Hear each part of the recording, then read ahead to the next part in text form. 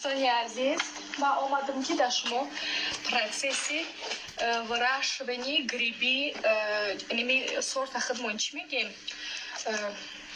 Bunu bizde ne adını unuttum ya. Bizde bunu ne diyordular? Hele nigah kılınç, hele iyara nigahı bilmek adiyan. Da paketo megiriftiyan. یا در جاهای همی نم و رطوبت هم خیلی جاها پرورش میشیدیم نزنه پای قطی میبرامدیم با های بالا میگرفتیم